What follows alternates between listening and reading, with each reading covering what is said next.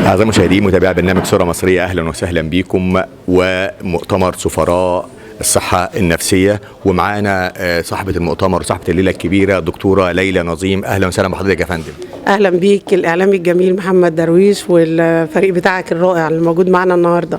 أهلا وسهلا بحضرتك. كلمينا بقى عن مؤتمر سفراء الصحة النفسية والإبداع والتميز. الصحة النفسية موضوع كبير قوي قوي، وكلنا نحتاج أن نكون أصحاء نفسيا، لكن مع ضغوط الحياة والمتغيرات الاجتماعية والاقتصادية كلنا ولا أستثني نفسا بنعاني من ضغوط. بعضنا الضغوط دي بتكون صعبة عليه، بتؤدي إلى بعض الأمراض النفسية، لكن في ناس بتتجاوز الضغوط دي وبتقدر نقول تعالج نفسها بنفسها أو تلجأ لحد يقدر يعالجها ويساعدها في الخروج من الأزمات اللي هي بتقع فيها وتؤثر على حالتها النفسية.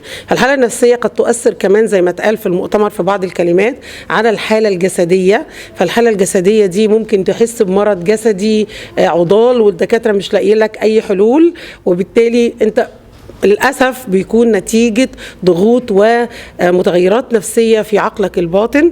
حد تاني قال اتكلم برضو من ضيوفنا الكرام اللي اتكلموا على ان بعض الأمراض النفسية نتيجتها تراكمات اجتماعية وضغوط كتير مر بها خلال فترات عمره، وممكن يجي في فترة معينة القشة التي قسمت ظهر البعير تبدأ تظهر عليه علامات اكتئاب، علامات قلق، علامات خوف، أيا كان العلامات دي. وبالتالي فكرة الصحة النفسية هي فكرة مهمة جدا، والأصحاء نفسيا قادرين على الإنتاج والإبداع. يعني حضرتك دلوقتي الصحة النفسية لها علاقة بالنمو الاقتصادي والتطور الاقتصادي والبنية التحتية والتكنولوجيا، وفايدة يعني إفادة للمجتمع ككل عامة؟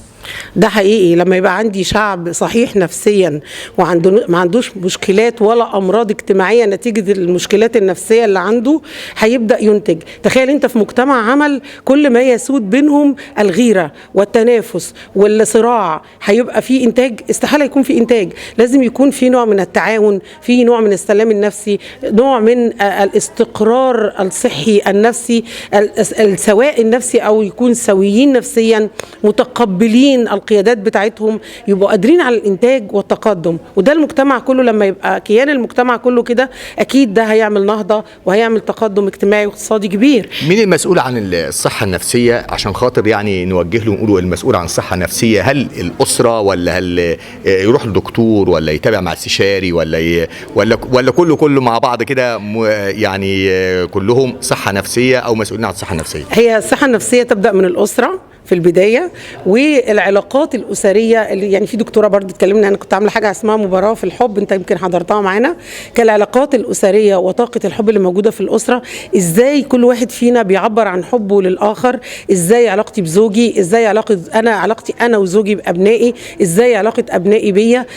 المنظومة داخل الأسرة بتدي أشخاص أسوياء صحة نفسية، لديهم صحة نفسية سوية.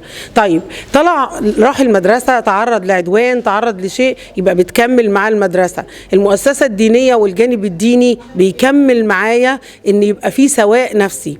بعد كده يبدأ بقى العلاقات الأخرى حواليه في المجتمع، يبدأ يكون شخص سوي نفسيا ومتصالح مع نفسه، وقادر على ان هو يتعايش ويتكيف مع المتغيرات المختلفة بشكل يقدر فيه عقليا بقى، مش نفسيا، يقدر فيه عقليا المتغيرات اللي حواليه والتوقيتات اللي فيها المتغيرات دي.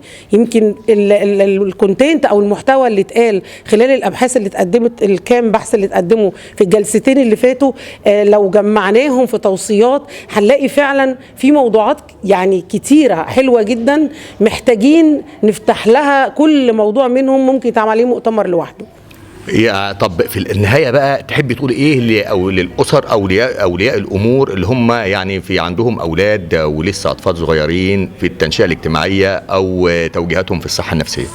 هقول لهم تعاونوا انكم الاسره دي تكون اسره سويه، اب وام وابناء. يمكن هنا المؤتمر كان مختلف المره دي، احنا معانا المجموعه، يمكن انت شايف الصور الكتير اللي على البانر، دول مجموعه مؤسسين للمؤتمر. يعني المؤتمر هنا ما كانش انا وحد تاني بس بنعمله والناس مشاركين المشاركين فقط. هيستمر لا، تاني يعني هيستمر ان شاء الله. مجموعه المؤسسين اللي انت شايف صورهم دول كلهم متخصصين في مجال الصحه النفسيه ومجال المناهج ومجال تعديل السلوك ورعايه الاطفال والارشاد الاسري والزواجي، وبالتالي ممكن نطلع بورش عمل حلوه جدا تساعد بقى الاسر انها تعدل سلوك ابنائها في ظل متغيرات السوشيال ميديا والذكاء الاصطناعي والحاجات الجديده اللي علينا دي، ويبدا يساعد الاسر ان هم يرجعوا اولادهم في تعديل السلوك وتنشئه بقى الاطفال الصغار بشكل سوي وصحي تام، يطلع لي مواطن صالح زي ما حضرتك قلت وتطرقت لنقطه مهمه جدا ورائعه. المواطن السوي الصالح ومجموع المواطنين الاسوياء الصالحين يعملوا مجتمع سوي منتج قادر على الدخول للمستقبل بشكل جيد. احنا بنشكرك دكتورة ليلى نظيم على هذا التنظيم الرائع لهذا الحدث الجميل، وان شاء الله يستمر ويستمر، ونلقاك برضو في مؤتمر تاني للصحة النفسية وتستمروا في هذا النهج وهذا المنوال. شكرا جزيلا. انا بشكر حضرتك والبرنامج بتاعك الرائع ودايما دايما سباق للحاجات العلمية الجميلة يا دكتور. شكرا جزيلا. ده كان لقائنا مع أحد الناشطين دكتورة ليلى نظيم بالإسكندرية والمؤتمرها العاشر للصحة النفسية والتميز والإبداع، وإن شاء الله نلقاكم وضيف آخر وبرنامجكم صورة مصرية. وبكده نكون انتهينا حلقتنا من برنامج صورة مصرية والمؤتمر العاشر للصحة النفسية والتميز والإبداع. شكرا جزيلا على حسن استماعكم.